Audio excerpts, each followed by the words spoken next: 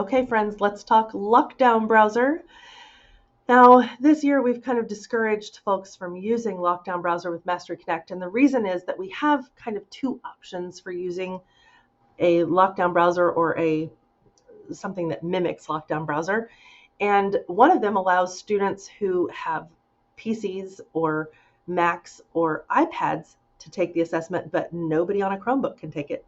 And the other option allows students on an FISD Chromebook to take it, but won't force a LockDown browser on anybody else. So the two don't cross over at all, and that's really our biggest problem. So if you teach, though, in a computer lab, you could use one of these solutions. And if you wanted to check out our PC laptops or our iPad carts, then you could also use one of these solutions. So I'm going to get into it and show you how they work.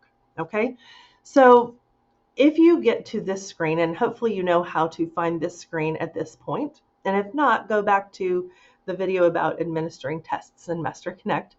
But there's a button down here on the end under Tools and Accommodations that when you hover over it, it says LockDown Browser.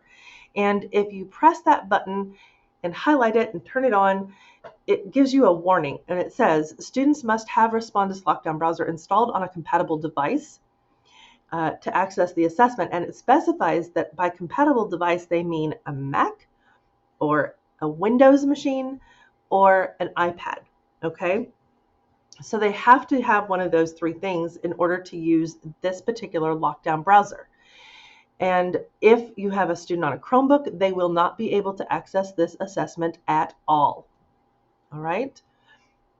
Now, from the student point of view, this is pretty easy to use because all they need to do is kind of shut down everything on their computer, except for a browser window. And then in their browser window, navigate to the link that you give them for the test.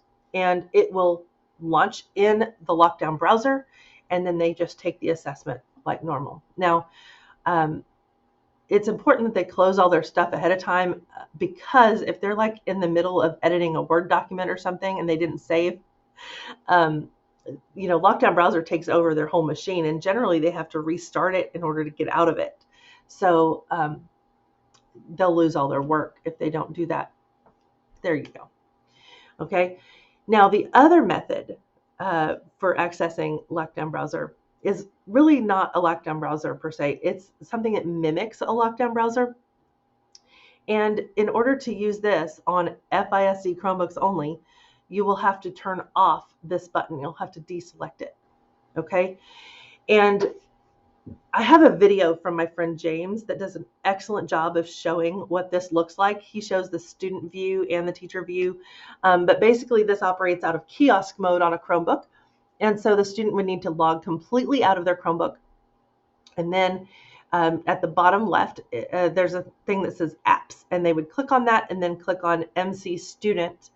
And it kind of launches a screen that looks just like student.masteryconnect.com does, where it prompts them for this test ID, and then it prompts them for their student ID, and then they just take the test. And it acts like a LockDown browser.